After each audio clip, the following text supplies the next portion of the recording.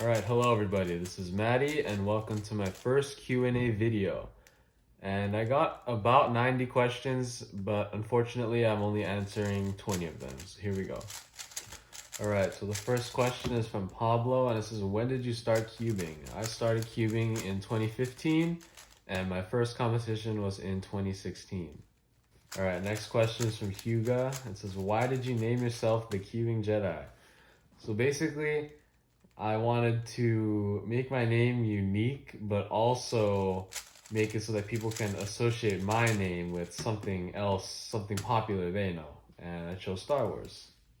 Alright, Nova, I don't know if that's the real name, but they say, why don't you make comp videos on YouTube anymore? So basically, it's a combination of me wanting to focus on the competitive aspect more, but also because of school and stuff, I just really don't have time to film or edit those videos. So yeah. Alright, MVP Kearney says, how are your eyes doing? And yeah, they've been doing well. I can see great and nothing has changed. So yes, thank you very much for asking. Alright, SS the Cuber says, if you could only play golf or baseball for the rest of your life, which would it be? And I would say golf because there's a lot of golf courses in the world, and if I had all that time, I could play a lot of them. Alright, Bayazada says, what is your pitching arsenal? Referring to my baseball pitching arsenal. So my main pitch is definitely my 12-6 curveball, and then secondary pitch, probably my 4-seam, and I developed a 2-seam fastball as well, and I also have a changeup. Okay, Wobbs with 5 Bs says, how do you balance school and cubing / other hobbies? So basically I have to make sure I have time to put 100% effort into everything. So school always comes first, so I have to make sure I can do all my homework and stuff. But after that, I basically just give my 100% into everything else, I guess. And yeah. Chloe Parker says, how do you not get burnt out of cubing? It's a great question. I would say I just know there's always room to improve because it is a timed event and you can always cut down your time. So yeah, I just like to keep improving my time and keep working on different things. Alright, Helly says, are you tired of having to fly to competitions? And okay, so they're referring to the fact that I only drove to 2 of my 38 competitions in my career, so yes, it's pretty tiring, but it's always worth it because the competitions are always a great experience. Alright, Savila says, which is your most favorite winning moment? And I would say it is when I won the North American Championships because, first of all, it's the biggest competition I've ever won, and it was also the competition where I wanted to win the most, basically.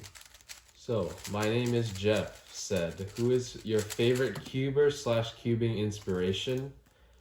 Definitely Felix Zemdegs because, so there have been people in history that have dominated the world record aspect of cubing and people who have dominated the competitive winning competitions aspect of cubing, but there's only one person who has truly combined both of those, and it's definitely Felix, so I think that's very good.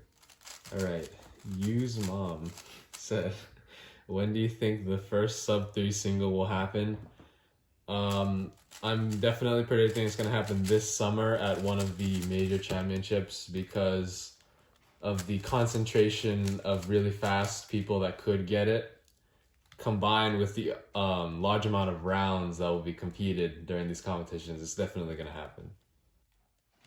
Alright, Cube World Edel says GAN 12, GAN 11, or GAN 13? And yeah, GAN 12 because I've had extensive efforts into improving my GAN 11 and GAN 13 to match my GAN 12, but the GAN 12 always performs for me under pressure and I just like to use it when it matters. Alright, George says, best training ideas to get faster at F2L. So it's 3 things that I'm going to talk about. It's, first of all, planning, and then efficiency, and then looking ahead. So planning, what I would do early in my career is I would close my eyes and then see if I can predict the first pair. And you just have to keep doing that. There's no way to kind of teach it. It's just trial and error, because every person plans and memorizes stuff differently. So just find your own way of planning those pairs.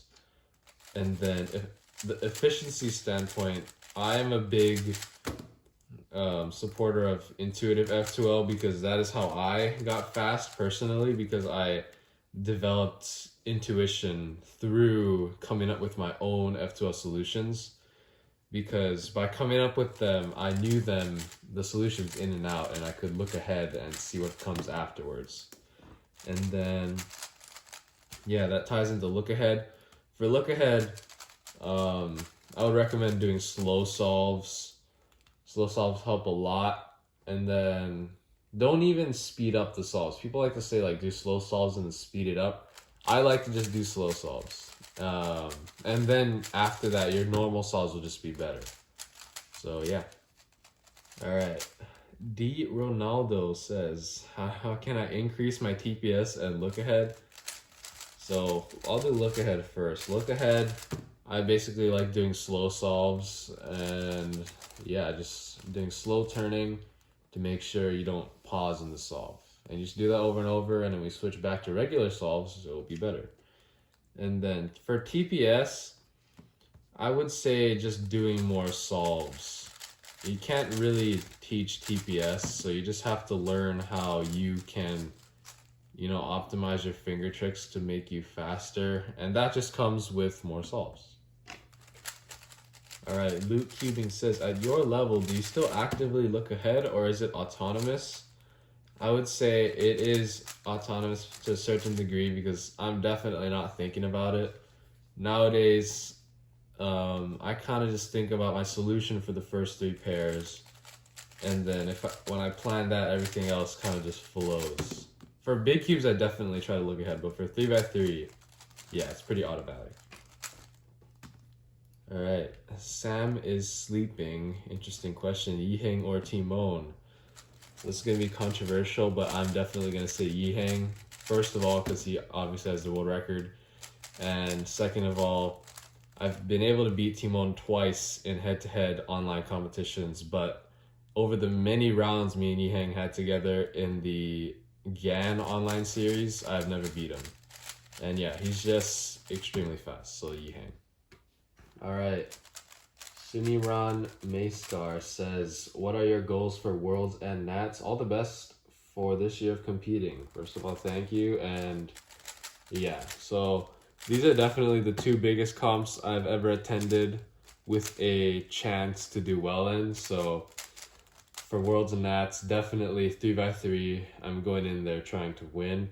But for big cubes, I am going to try really hard to podium in those competitions in 4x4 through 7x7. It's going to be hard, but I think I can do it.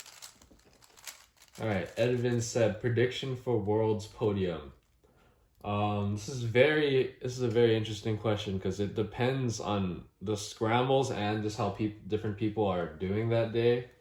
But I can guarantee you there will be an American on the podium, there'll be a Chinese person on the podium, and there'll be a European on the podium. So yeah, you can fill in who you think will be in that spot, but I think the American will be in first.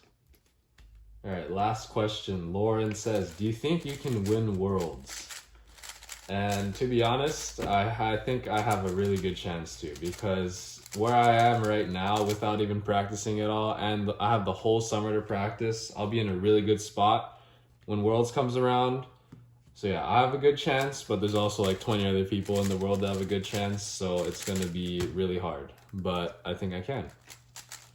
All right, so that was all the questions I could answer today. Thank you to everybody that submitted questions, and yeah, hope to see you at some of these summer competitions, and thank you for watching. Bye.